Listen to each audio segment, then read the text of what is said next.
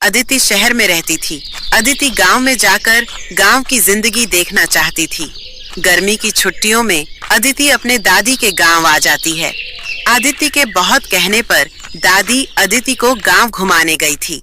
पूरा गांव घूमने के बाद घर पर आते ही दादी कहती है, बेटा अदिति, मेरे पैरों में तो बहुत दर्द होने लगे। पूरा गांव घुमा दिया तुमने बेटा आज मुझे। अब मैं जा रही हूँ आराम करने अपने कमरे में। तुम भी चली जाओ अपने कमरे में, आज आराम करो।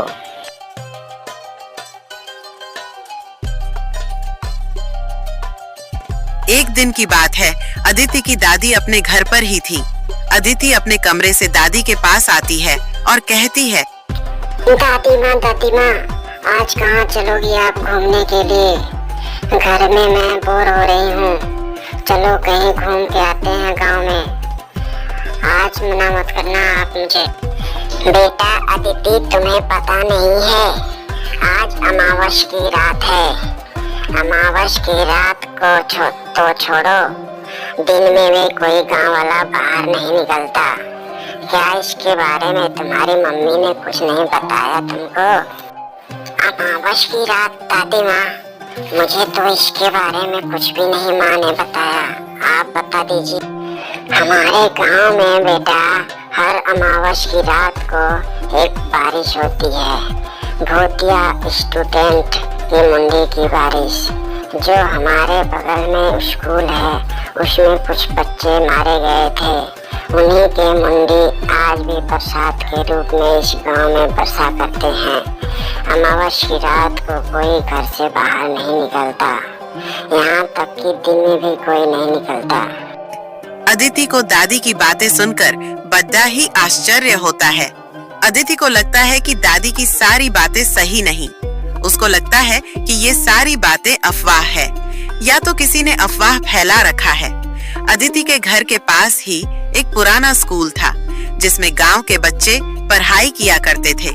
इसी स्कूल के बारे में अदिति की दादी अदिति को बता रही थी। सारे विवाद की जड़ी डीएच इसी स्कूल से था। अदिति रात को अपने कमरे में अकेली थी। उसको नींद नहीं आ रही थी।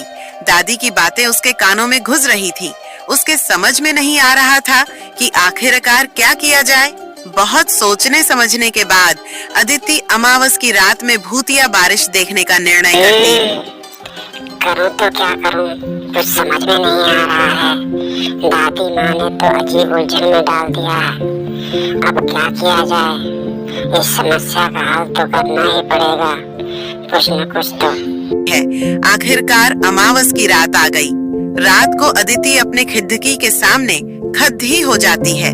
काफी रात तक इंतजार करने के बाद भी ऐसा कुछ भी नहीं हुआ जैसा कि उसकी दादी ने बताया था। यहाँ पे तो ऐसा कुछ भी नहीं है जैसा कि दादी माँ बताती हैं।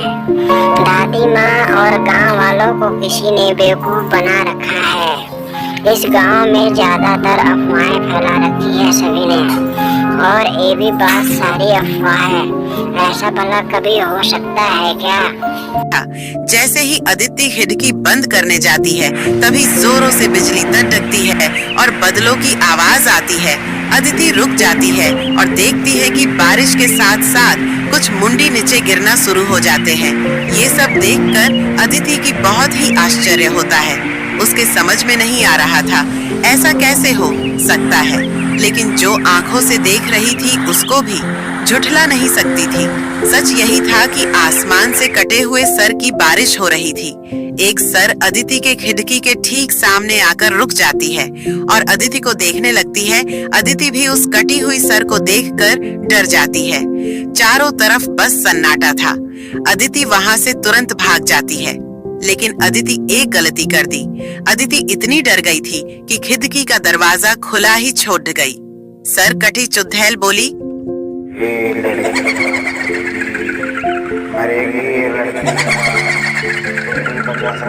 अदिति अपने कमरे में जाकर डर के मारे छुप जाती है। घर में जैसे ही वो सर आती है, अदिति की दादी सोई हुई थी।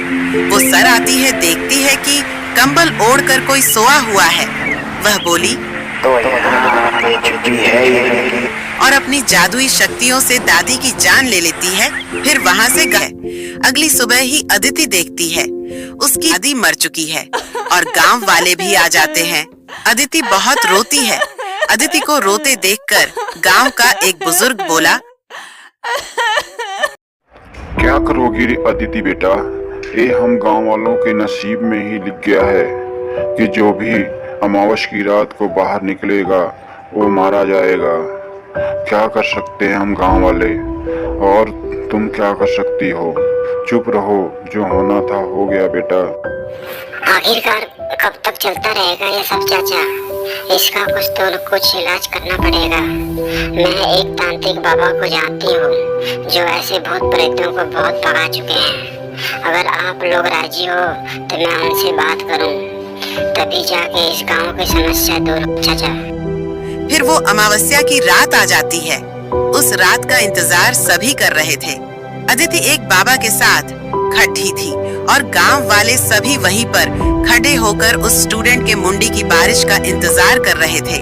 सभी लोग बस इसी उम्मीद में थे कि इस अमावस की बारिश से छुटकारा मिल जाए। तभी बहुत तेज से बारिश शुरू हो जाती है और मुंडियां गिरने लगती है। सर कटी मुंडी को देखकर अदिति बोली। जैसे ही वो मुंडी बाबा के सामने आती है, बाबा अपनी शक्तियों से उसे भस्म कर देते हैं। गांव वाले बहुत खुश हो जाते हैं।